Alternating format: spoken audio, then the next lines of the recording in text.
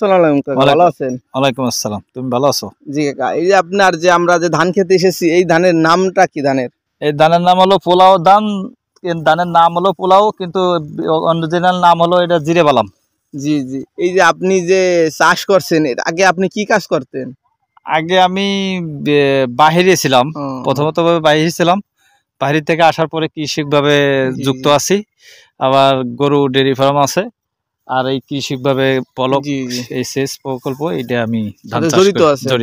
আপনার যদি নাম বা আপনার ঠিকানা যদি একটু আমাকে বলতেন, যে অনেকে বিশ্বাস করে না যে বিদেশের থেকে এসে যে এরকম কৃষি কাজ করে যে সুন্দর স্বাভাবিকভাবে যে থাকা যায়, সেটা অনেকেই বিশ্বাস করে না বা অনেক কাজে লিপ্ত হয়ে যায়। এর জন্য যে কৃষিকাজে যে এত সম্ভাবনা দিক আছে বা এত ইনকাম করা সম্ভব, সেটা যদি আপনি একটু বা আপনার পরিচয়ের মাধ্যমে যদি একটু তুলে ধরতেন। এটা হলো যার যার একটা দক্ষতার ব্যাপার। এটা অনেকে দক্ষতা অনেক পুরো করতে পারে না, কেউ সমর্থন অনুযায়ী সে কাজ করতে পারে, অনেকে পারে না। আমার আল্লাহ দিলে আমার বাপ ছিল, আমার যতটুকু বিদেশি থেকে কামাই করে দিয়েছি সে অর্থ ধরে রাখছে। ধরে রাখার পরে আমি দেশে আসছি। আসার পরে আমার কৃষক কাজে একটু ভালো লাগে, আমার মনোযোগীটা কৃষক প্রতি লাগে, যার কারণে আমি কৃষকভাবেই আসি। অন্য সেক্টর ছেড়ে দিয়ে আমি এই কৃষিকভাবেই আসি, সব কিছু করছি, জড়িত আছি। আমাদের গ্রাম হলো ফুলের পাড়, থানা মকসিদপুর, জেলা গোপালগঞ্জ। ঠিক আছে, গোপালগঞ্জের মানুষ তো সর্বদিক দিয়ে সেরা, এটা সবাই জানে, সারা বাংলাদেশের লোকই জানে, এটা নতুন করে বলার কিছু নাই।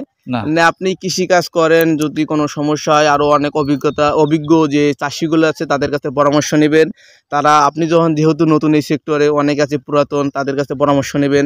তাহলে আপনি যে কৃষিকাজে মোটামুটি লস নাই, যদি বুঝে করা যায় তাহলে অনেক লাভবান হওয়া যায় এবং অনেক এর থেকে অনেক ইনকাম করা সম্ভব।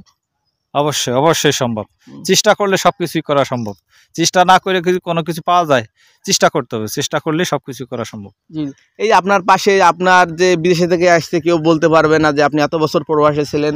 আপনার পাশে অনেকেই ধান লাগাইছে, কে ধান পাকছে, কোনোটা একই জমির ধান, কোনোটা পাকছে, কোনোটা ফুলছে, আবার কোনোটা গাছের কোনো আপনার যে চিহ্নই নাই। এই যে সমস্যাটা আপনি তাদের থেকে আপনি যে এত ভালো করছেন, তার জন্য আপনার অনেক ধন্যবাদ। আপনাদের জন্যই আমাদের বাংলাদেশে যে খাদ্য চাহিদা পূরণ হয়। এই আপনি তো অনেক ধান লাগাইছেন, আপনি লাগাইছেন হীরা 2 লাগাইছেন, সুবর্ণ 3 লাগাইছেন, অনেক ইত্যাদি ধান লাগাইছেন। কিন্তু এই ধান যে আপনি এত বড় গাছ বা এত ছোট ছোট দানা, এটা কি, কোন কারণে এই ধানটা আপনি লাগাইলেন? এই ধানটা লাগাইলাম হলো, এটা আমাকে পারিবারিক খাওয়ার জন্য লাগাইছে। এটার নাম হলো জিরে বালাম।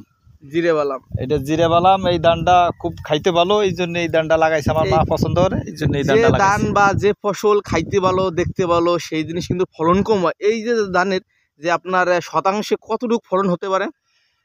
এর ফলন খুবই কম, তারপরেও মনে করো তো পারিবারিকভাবে নিজেদের খাওয়ার জন্য লাগানো, তো এই জন্য ফলন কম আর বেশি বলে এটা দেখি না। এই যে ধানটা আপনার এমনি স্বাভাবিক 28, 29 বা হাইব্রিড জাতের ধান থেকে অনেক উচ্চতা বেশি দেখা যাচ্ছে। এর জন্য যে আপনার যে বাতাস বা ঝড় হলে কি ধানটা পড়ে যাওয়ার কি? হ্যাঁ, এটা পড়ে যাওয়ার সম্ভাবনা অবশ্যই আছে, কিন্তু এই ধানটা হলো এবার একটু সার মাত্রা একটু পুরোপুরি প্রয়োগ করা হয়েছে, যার কারণে একটু বেশি হয়েছে। অন্যান্য বছর সার একটু কম দেই, যে ধানটা লম্বা হয়, কিন্তু এবার একটু বেশি পড়ে গেছে, তো অনেক লম্বা হয়ে গেছে। এই ধানটা যদি না পড়ে, আবহাওয়ার কোনো দুর্যোগে যাতে যদি কোনো ক্ষতিগ্রস্ত না হয়, তাহলে আপনার কোনো যে নিজের থেকে যে কোনো যে এই যে সেফটি দেওয়ার জন্য কোনো বুদ্ধি বা কিছু আপনি পরামর্শ আছে?